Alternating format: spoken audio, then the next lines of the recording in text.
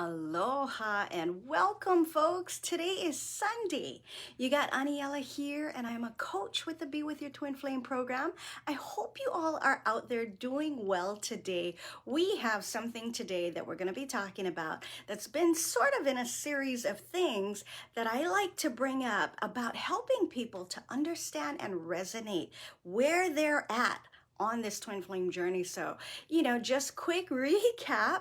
If you are finding yourself on this journey, you are finding out that there are things about this journey, ways that you are looking at things or handling things and maneuvering things that are just not working, correct? We're going to talk a little bit today about something that a lot of people come across. I've come across, many of my students, past and current, come across as well. Because what's happening on this journey, folks, is really and to put it in a way that people do not, it's not about being offended or blown by what I'm going to tell you. It's just that it is absolutely true that everything you think you know about this journey, that's just not gonna work. You really, when you find yourself on this twin flame journey, you really don't know anything. You don't know anything, and that's okay. All it's gonna take is unlearning and relearning. I don't know how else to put it, and there is a lot of reasoning behind that, because this is not like any other journey you've ever been on. This is a journey of the soul, folks.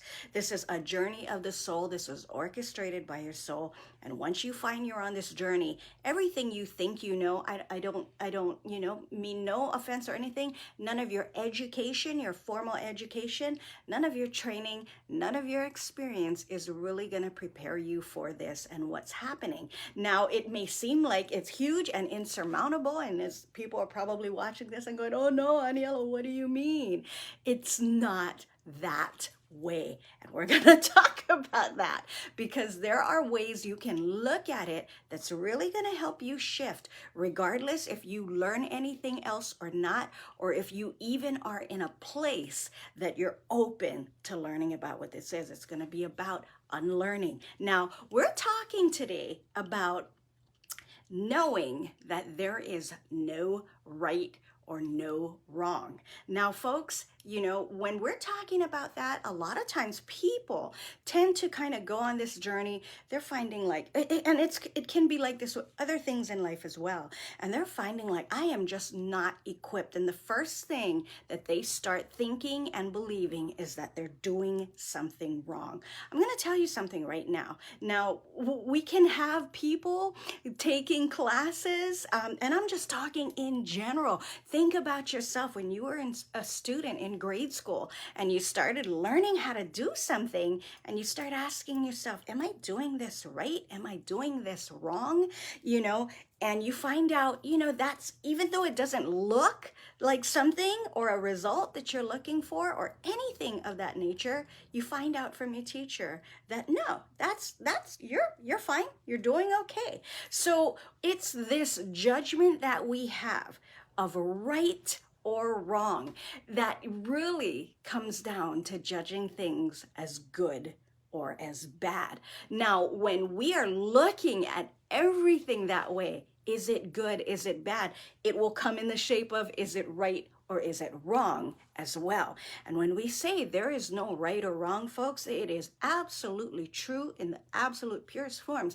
And the reason why we talk about that is because when you're judging something as right or wrong, you're judging something as good or bad. And what happens in the after effect of that, if you judge it as good, if I'm doing this right, then that's a good thing. If I'm judging this as bad, that I'm doing this wrong, then that's a bad thing.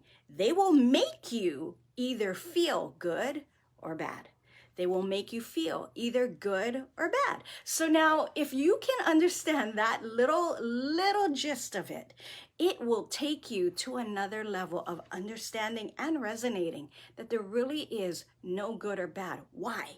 Because every person's journey is unique and individual, and whatever is happening with you is absolutely perfect. It doesn't mean it's going to stay like that. It doesn't mean that it even felt really, really great or really, really bad. It doesn't mean any of those things. It's all how you looked at it and all how you judged it. So when we're talking about not being in a place where you feel like you're doing something right, I will tell you this, and there is always, always a bottom line to that. There is a bottom line. Because folks, let's get real here. When we're on this journey and we're trying to maneuver things and what are we trying to do? We're trying to get the twin flame back.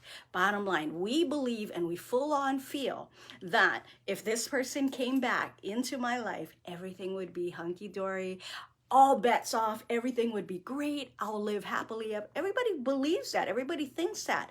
When you look at this journey in and of itself, it is an entirely energetic journey. So looking at those two things are like comparing apples and oranges. So what we feel and what we believe is that if I get back with my twin flame, if they come back, that's going to be good. I'm going to feel good again. And I'm not saying it doesn't. We're just talking about two different things.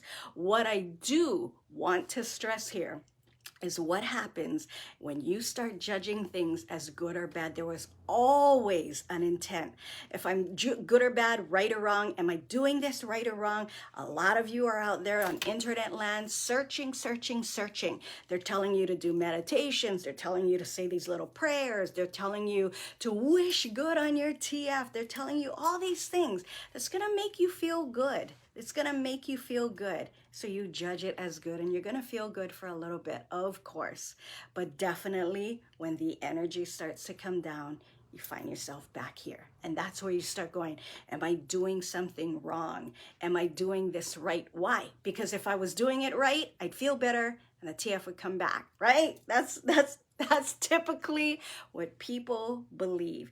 And now when you start to resonate that this is truly an energetic journey, the journey of your soul, the journey of your soul energy, you'll start to resonate that there's another way of doing things. And it is totally involving knowing that there really is no right or no wrong way of doing things, no good or no bad way of doing things.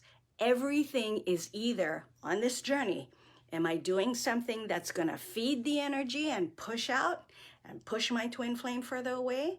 Or am I doing things to learn how to pull my energy back in and bring the TF back in? That's what we're talking about. Though your intention can never be on getting the twin flame back, it is always, folks, about managing your energy. One of my favorite lines is staying in your lane. And when we're talking about energy on the twin flame journey, again, there is no right. There is no wrong. It's either am I pushing out or am I not pushing out? Because that's what's going to determine what's happening energetically for you on your twin flame journey.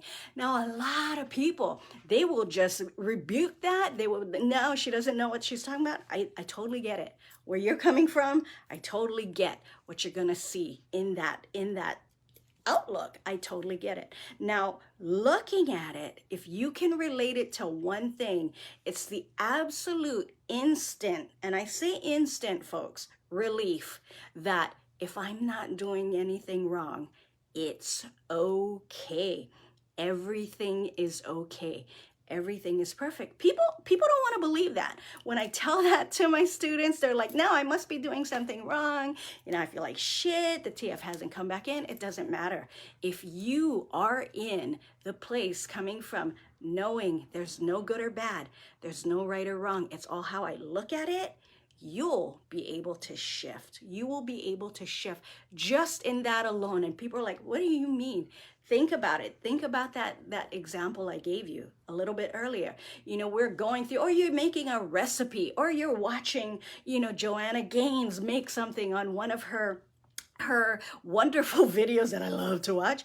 And, am I doing this right? Am I doing this right? And you're constantly checking back, and you see that your thing, your dish, your recipe, your creation is coming out just very similarly to what you're seeing in there. You're not doing anything wrong.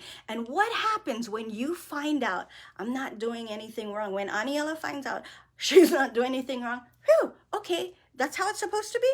Oh, okay. Now, a lot of people can look at that in other ways, parts of life, and they can do that and they go, oh, okay, I'll just keep going. That's right. But we find it very difficult on this journey to accept that. Folks, I'm going to tell you right now, it's true. There is no right or wrong.